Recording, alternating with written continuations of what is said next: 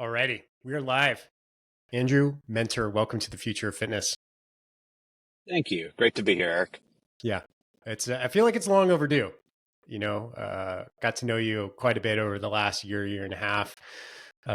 Who do we owe for this introduction? I think Tony. Oh yeah, Tony Ambler Tony Wright. Ambler, right? Yep, yeah, at the NASM. So Tony, thanks, buddy. Thanks for getting us connected here. And man, there's a lot to talk about with what you're up to, Andrew, at Physmodo, and you've been in this game for a little while. You've been an entrepreneur for a while. You're a very competitive athlete too, and I think it would be, as I was telling you, probably recording me, really interesting to kind of get a little bit of insight into, as far as human movement assessment. We'll just say movement assessment for the sake of this conversation, where it's evolved from, where it is now, and because you guys are right at the forefront, and then where do you think it's going to go in the next decade or so?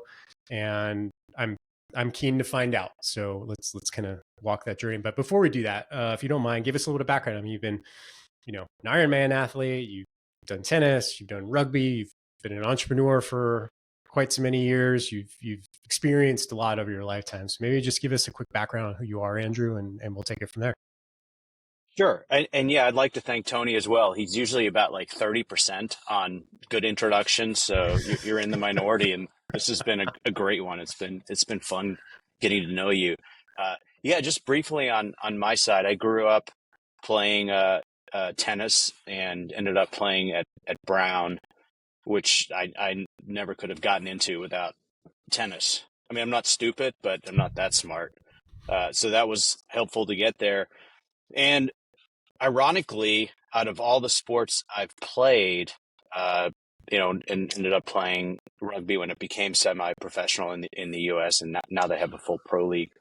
Playing rugby and then doing Ironman for a long time. Tennis is what injured me the most Hmm. out of anything, and it's because I think it's so one-sided that I was so asymmetric, and asymmetry being the second leading cause of injury behind previous injury. And so I've always gotten injured on the same side. It's my left side. It's, starting with a torn calf to a torn hamstring to a worse, a torn Achilles to Oof, a that's brutal. slap tear to a ruptured bicep tendon. And it's all on the left side. So, what we do in measuring movement is super important to me personally. But yeah, so tennis for a number of years, rugby for like 6 or 7 years, and then got into Ironman for I don't know why I did that.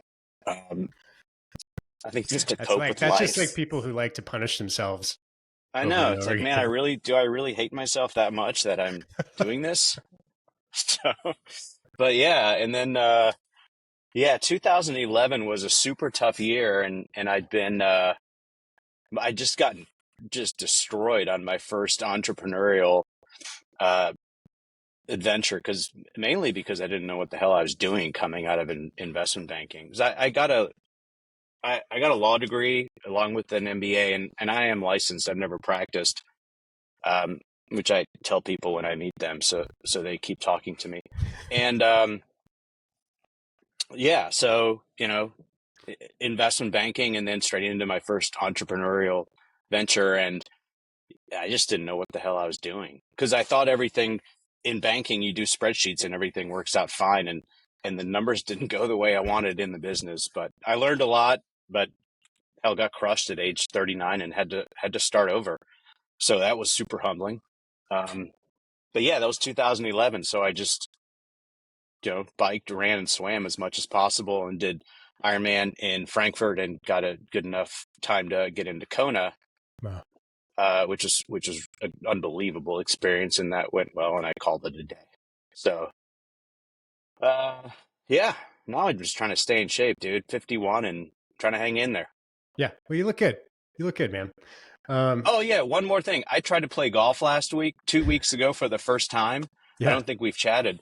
Um, I'm trying to be social, and oh yeah, I forgot I tore my meniscus on the left side, and that's not very conducive to playing golf.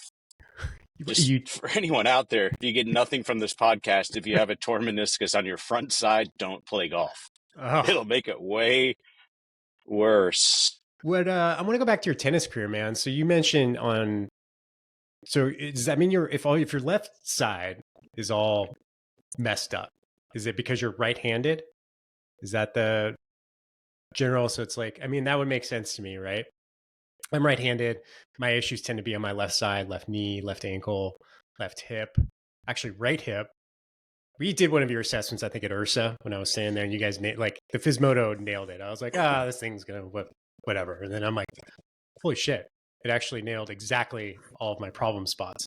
But yeah, is that like the asymmetry? Let's get into the asymmetries a little bit. I find that to be interesting. Like for most people, who are right-handed, right? And from the data and you guys have accumulated, and we'll get into how you do it, but like what tend to be the biggest problems that most people have? What's the most common? Well, I think a lot of it just kind of emanates from the ankle. Mm. And so I think a lot of the problems that I've had is with the Achilles tear on the left side. Um, I'm just not using that side correctly. And it's even with, having I had a slap tear and then ruptured my bicep tendon, which strangely enough cured the slap tear because the pain is coming from pulling on the tendon and the tendon's no longer there. But now I don't have all the parts around my shoulder that are supposed to work. So nothing. So the whole left side is compensating for, really starting from when my Achilles was torn. So you'll find people that, you're hurt on, um, one side. So that side naturally one would think gets injured the most. But then what happens strangely is that, and this happened for me on my left shoulder, is that I rehabbed that a ton and ignored my right side. And so I overcompensated. So then I had problems on the other side. So yeah, symmetry is important. Yeah. Yeah. I think about how many times I sprained my left ankle specifically. And then that, could or may have gone to knee issues, herniated discs in the back, everything kind of, and it's never on both sides, right? It's always on specifically on one side, and it always seems to be, upstream or downstream of something else. We're going to cover a lot more about that. And I want to get into like the background of movement assessment. I mean, it's always seemed to be like a very tedious, inconsistent process, right? Like I remember the first time I got introduced to FMS, which you'll talk about, but it was like it depended on who the practitioner was, how much time they had that day, whatever was going on in their life, for consistency wise to get a good, movement assessment score. And it's great. I mean, it was an amazing start, but maybe give us some background, like where did movement screening, movement assessment start, and like how has it progressed since that point to where we are today and what you guys do at Physmodo? Yeah, on the FMS side, functional movements screen, I think it's about 30 years old, and still they do a great job today. So for those that don't know, it's a series of it's a series of 7 movements, and the overhead squat being one, and lunge, rotation, so forth. And then you are scored anywhere from a 0 to a 3. So max score of 21, just kind of showing off the math there. And the it's great. It was all that was out there. There was no technology to be able to assess, but some of the issues were, it takes a fair amount of time, and so it's hard to do assessments on a consistent basis, which is, we could do a whole podcast on this. But you know you wake up with your wearables and you get all your information, and sleep, for instance, or HRV. And imagine if you only did that once or twice a year. It just wouldn't be very valuable information. There's so many variables that go into everything that you're capturing on physiological or biometric side. So that's I think the biggest issue that we tried to address at Physmodo was how can we get people to screen on a relatively consistent basis, so we're getting a true baseline for somebody, irrespective of what they've done the day before, or workout wise or stress wise or being on a plane. But FMS was a great start. I think the technology got to a place where we could use this for movement when Microsoft released an SDK for the Kinect version 2. So for those who may not know, the 3D camera that was used in the Xbox. So that was, I don't know, probably 14 years ago. Hmm. But if you remember, the Kinect is kind of a big, clunky, and the issue there was, so it was built for, gestures and video games. So you're playing a baseball game, for instance, on the Xbox, and the camera needs to recognize your wrist and your elbow and your shoulder so it can see a throwing motion and just make something up. That doesn't work for measuring movement because we need, a bit of precision. So there really had to be a lot of dev work around that so that we could use that, and get the reliability on the movement side. So I'm just getting started now on the progression. So Yeah, no, if you keep it want to coming. jump in. Yeah, no, keep it going. And I just wonder for like younger trainers or coaches or people in the industry, like, do they know who Gray Cook is? Do they know FMS and the founder and kind of the story of it? Because it even took me long in my coaching career. It took me like 3-4 years into my education to figure out what FMS was, and to get introduced to FMS. So yeah, I mean, anyway, yeah, just curious for people who don't know who Gray Cook is and the origins of FMS, go research that. It's a good one. But yes, progress. Well, people here in Dallas don't, the younger people don't, they think Troy Aikman is just a broadcaster on Fox or ESPN or wherever he is now. It's like, no, dude, this guy won 3 Super Bowls. Yeah, he's the man. So come on, young folks, let's get up to date on history with movement and football. Okay, so I got a nice surprise call from our COO. I don't know, 2017, 2018, who started Physmodo in 2016. He's like, hey, Microsoft just announced the discontinuation of the Kinect. I'm like, well, that sucks because that's a really important part of our business. And so part of that is there's just the progression of the technology. So we ended up using the Astra Orbeck, and it was a tiny camera, like, I don't know, uh, 4 or 5 inches by 1 inch depth and height. So it was great. Um, so and then Microsoft ultimately came out with a new Kinect that was similar to that. So when we began, we worked with TRX. We were super fortunate to get a partnership with them and their brand recognition and their ability to you know market, sell, implement the education side, and having Chris Frankel, that I'm sure a lot of your listeners know, on this sports science and everything he can do, kind of served as our product manager. So I'm like, that worked out pretty well for us. So the problem though we had was, so we had this camera, then we had this Dell monitor, touchscreen Dell monitor, all within a kiosk. So everything worked great, but it is a little cumbersome. The cogs were not inexpensive, and it certainly wasn't a consumer play. And TRX did a great job. We got some pretty awesome contracts in fitness, in the military, college sports, and so forth. But then the technology evolved even further, which is ultimately where we knew it would go, which is, let's be able to use the camera on the iPad, iPhone, Android devices. So the challenge there was that there are 2 cameras. There was a front camera and a back camera, and the front, used for mainly our facial recognition, so we can feel like things are actually secure on our device. That's another story. Yeah, it's a And whole nother bag. Yeah. so then there's the camera on the back. So I have a LiDAR camera on the back, which is 3D. The front camera is 2D. It's a color camera. And so what we were trying to accomplish was the ability for someone to self-assess. And you can't self-assess if you're using the back camera because you can't see the screen. So So we had to figure out a way to use the front screen so you could prop up your iPhone or iPad and be able to see instructions on the screen and do your screen. But it's only capturing frontal plane. So we were able to use inverse kinematics to be able to effectively render 3D to be able to get the same reliability as we were with the depth camera, the 3D camera. And I was concerned. I didn't think we'd be able to do that.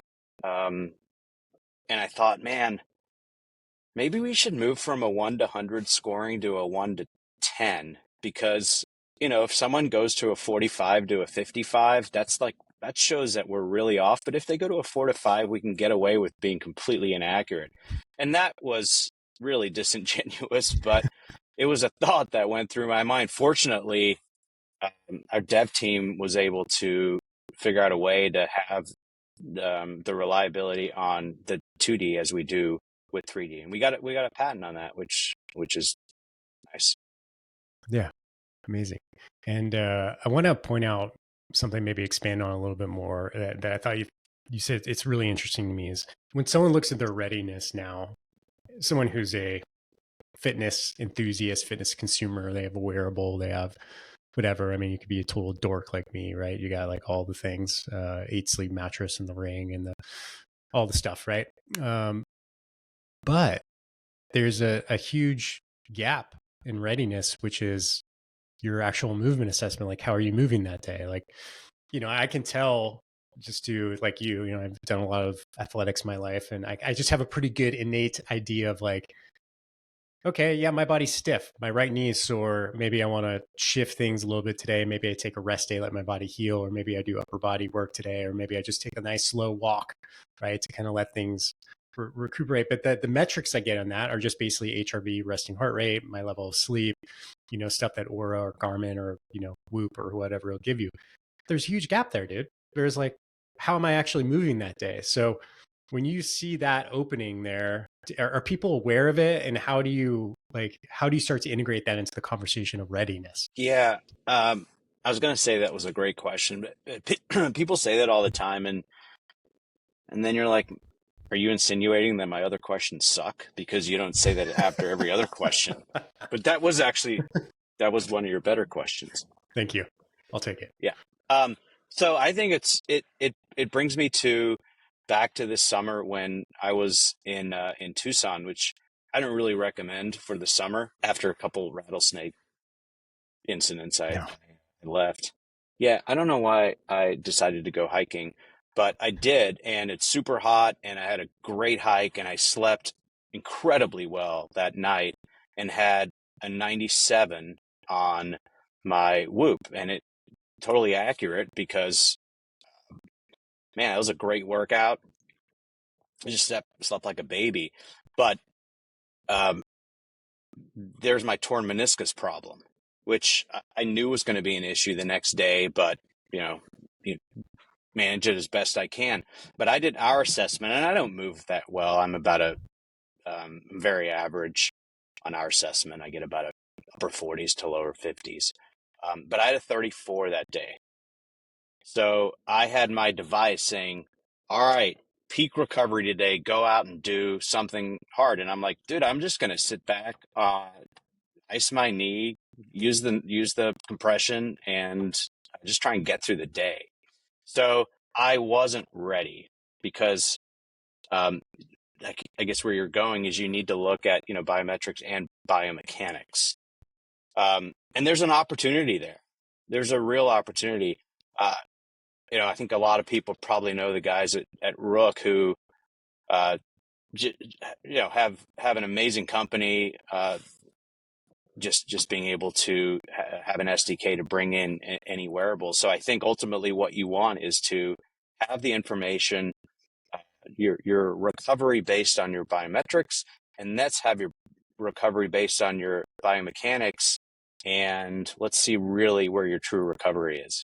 That's the opportunity, and we're excited to work with the guys at Rook to put that out there, and we'll get some cool data. Yeah. I mean, it just makes a lot of sense. Like there's going to be certain days or maybe your, wearable recovery score is going to be, like you said, really good, really high, very favorable.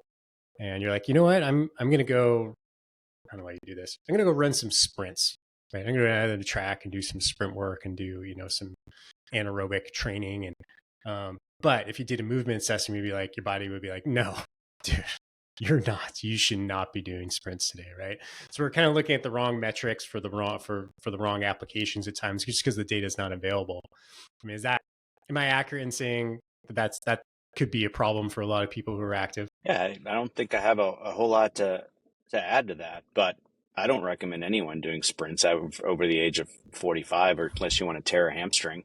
But um, Or Achilles. yeah, but yeah, I mean, if you're trying to, I mean, so what's helpful for what we do is, so if Eric has a baseline score, let's put you above average. Let's give you a 60.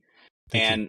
And if you're working with someone and you get a 46 one day, and maybe a trainer says, okay, we have you today ready for, one rep max of something, uh, whatever, deadlift, and yet your hips are all jacked up based on your movement score, and so you've gone from a 60 to a 40. We probably need to adjust your training for the day.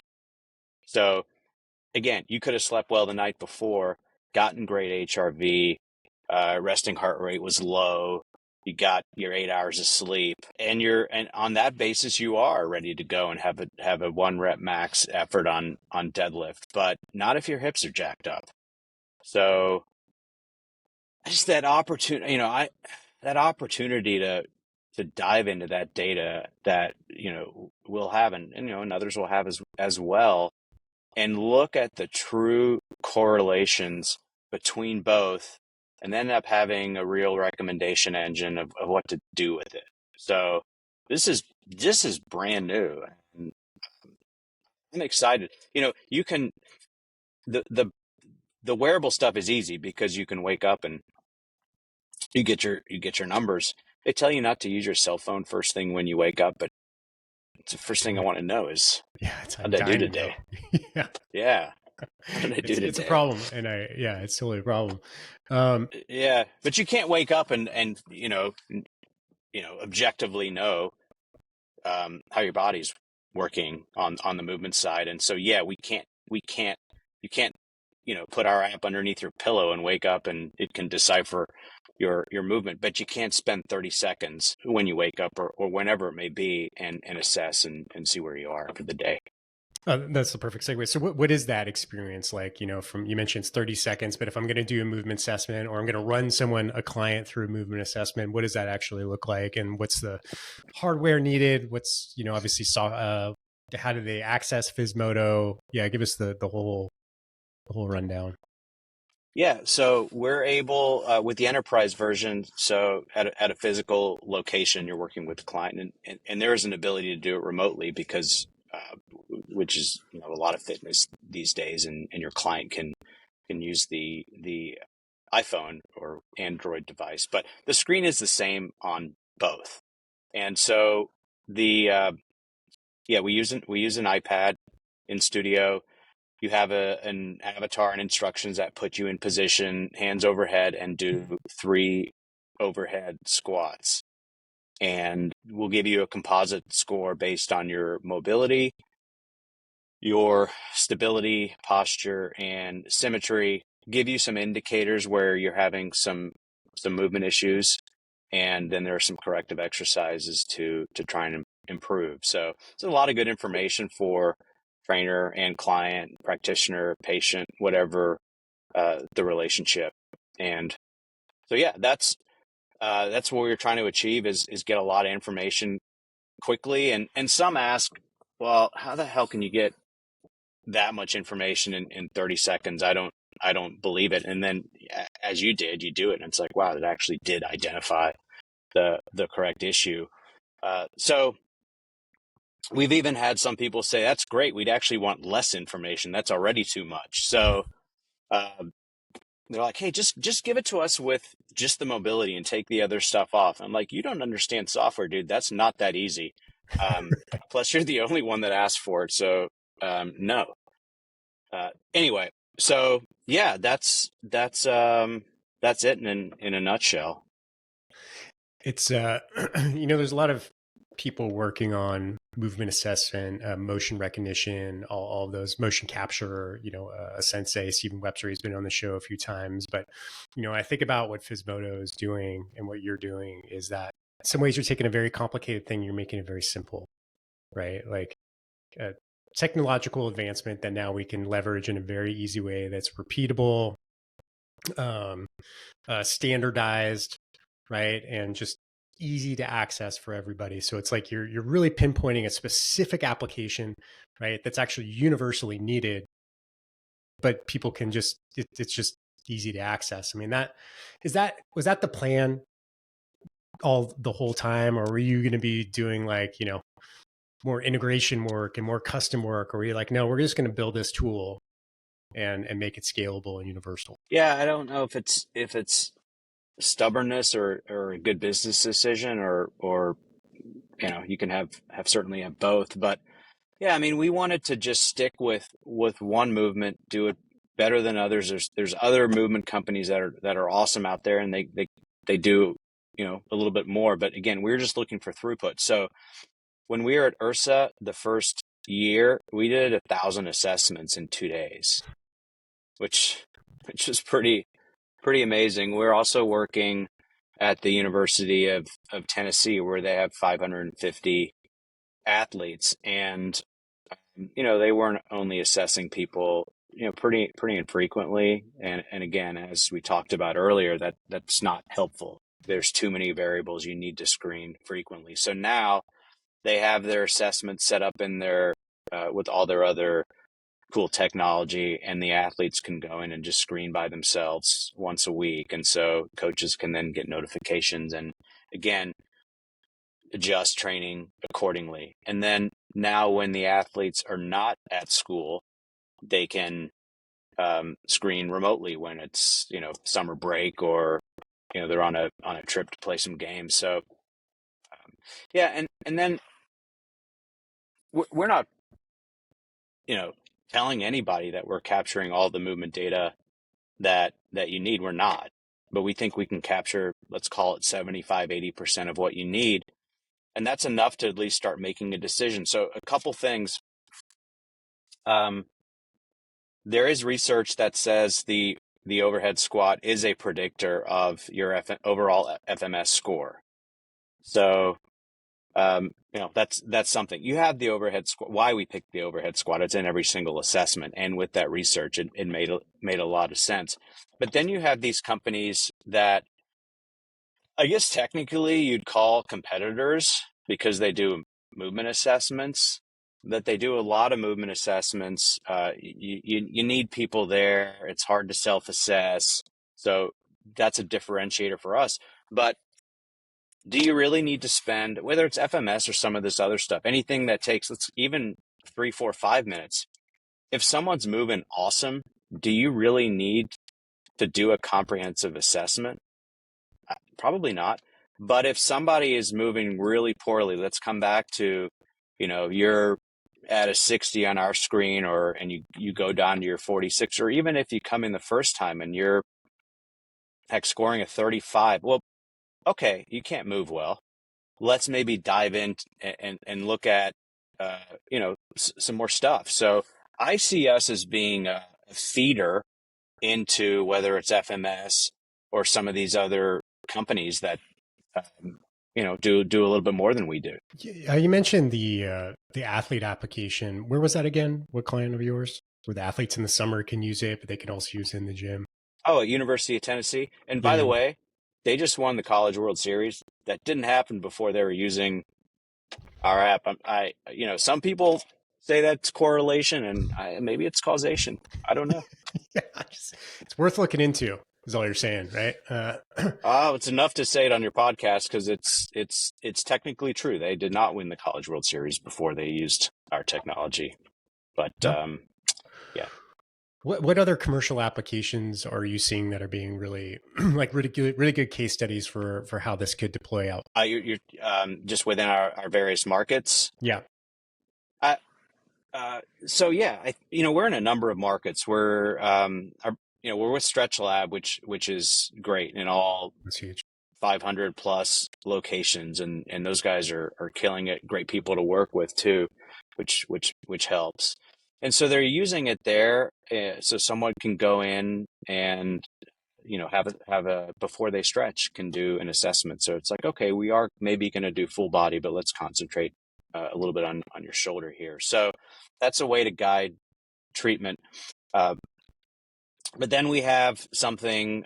So we're at a large orthopedic hospital that does outsourcing with youth athletes, and in in Georgia, whether it's high schools or club teams, and they're at about 25,000 youth athletes. So that's not something that is scalable unless somebody can self-assess. You can't expect to get multiple assessments and have them, have to be with the trainer. It just doesn't make any sense. So that's a great opportunity. We're in the military with special ops, and these are the strongest, most powerful people, and yeah, you want them to lift a bunch of weight, carry a bunch of weight, run fast, all that stuff. They're the best, but and if they can't move well, then they're susceptible to injury probably more than most.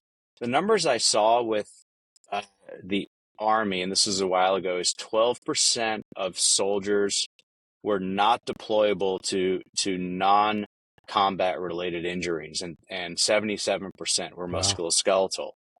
And that's that's nuts. And I'm not suggesting at all that doing our screen could prevent all of that, but we can prevent some of it. So an example I like to give is there are a lot of people that have back injuries, and so we're getting into really the corporate wellness side, where the largest number, the biggest healthcare claim is musculoskeletal, and they do all this stuff, these tests, so we can manage circulatory, diabetic, cancer related, all metabolic stuff. But your number one claim is musculoskeletal. You know, you really should be doing something on that side. So we're getting in there, and a lot of back injuries, and one of the reasons that you suffer back injuries because your hip mobility sucks. So you may not have a back injury, but if you have poor hip mobility, then let's work on that hip mobility. And instead of being reactive with injuries, let's try and get ahead of it. And so, yeah, we're just trying to provide a bunch of information. We're not telling you how to do your job and treat a patient or treat an employee or work with your client, but hopefully it's enough in all these markets to be helpful in your business. Yeah, as Stephen Powell, I think he described this as I don't know whether you like this or not, as a stud finder for trainers and coaches and practitioners, where you can kind of get in and find out where the problems are. I was like, Yeah. that's an interesting analogy, metaphor, whatever it is. And does all Yeah. this does all this data get fed to like the coach and trainer? Like, is there a dashboard for like how do they access all that? Yeah, there's really three primary components. There's the enterprise version, sits at your location. Oh yeah, let me go back because I forget Sure. stuff.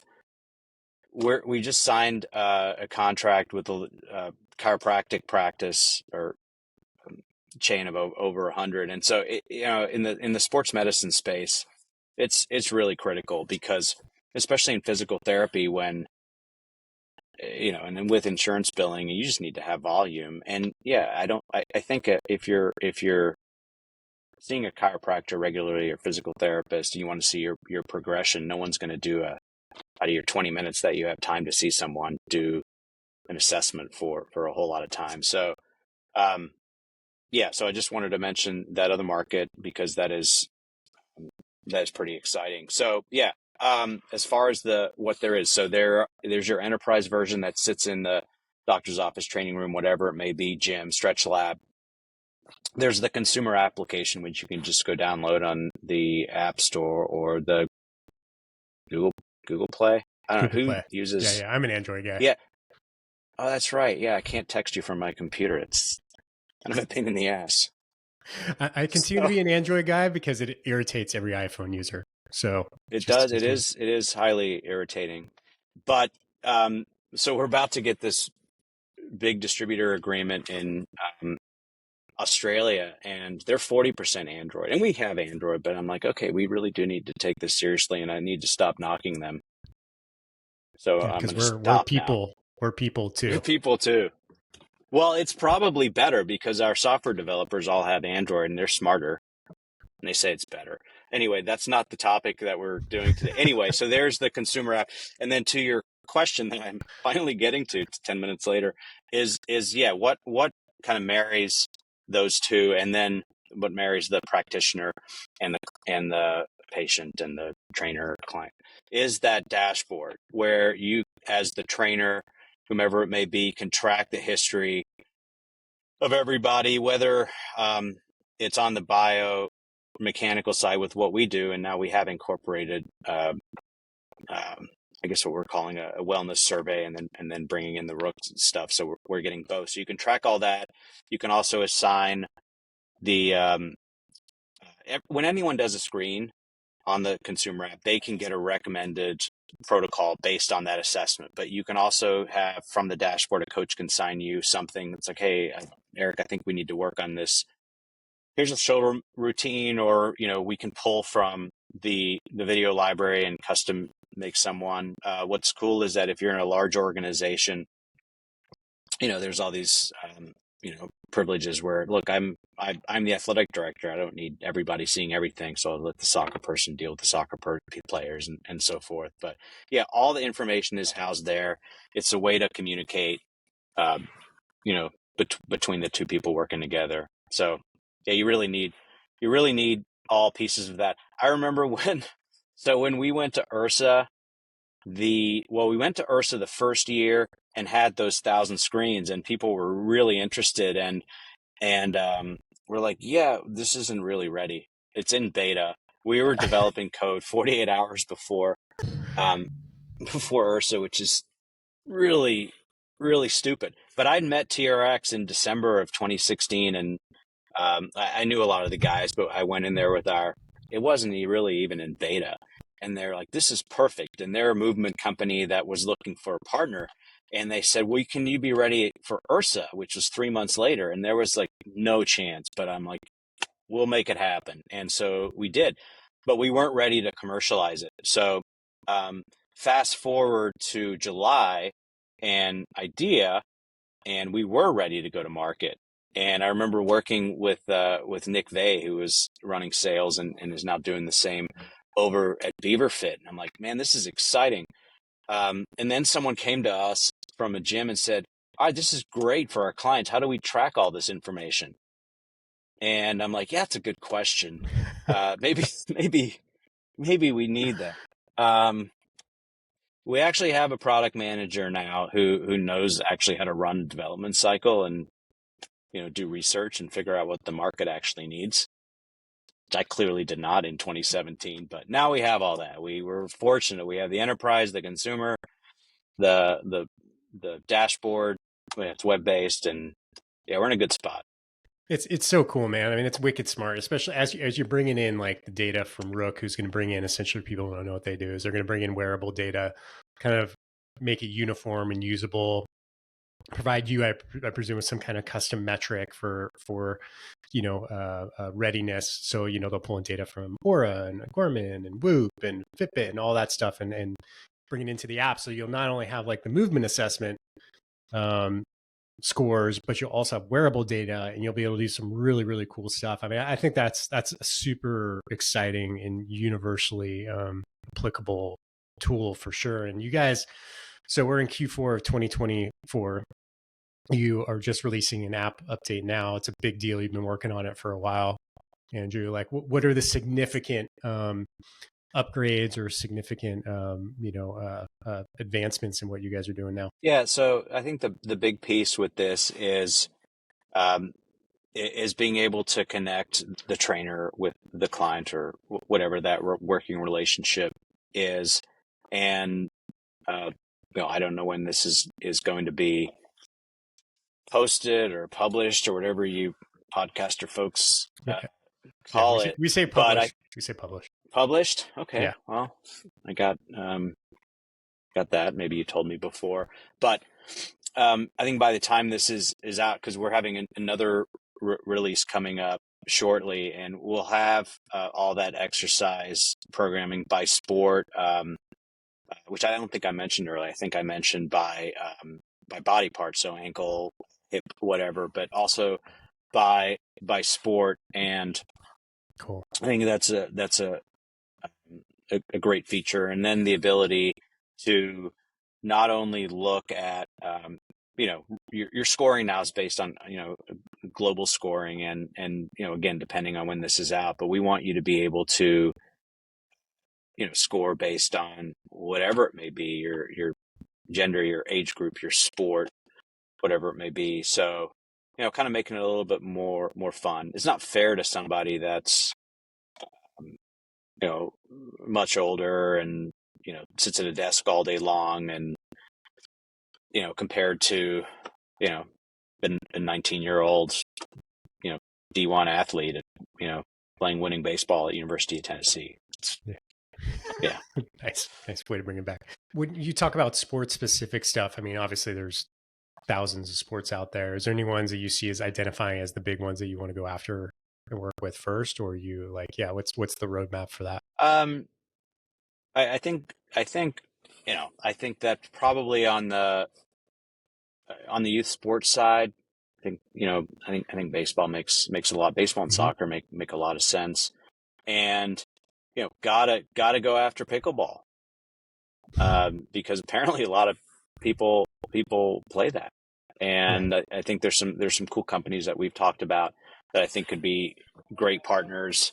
And, that population is typically more susceptible to the injuries, I think partly because it's a generally an older population, and therefore people that have had previous injuries, which again is the number one cause of injuries, is previous injuries. So love that market and the other two I mentioned, but heck, anywhere.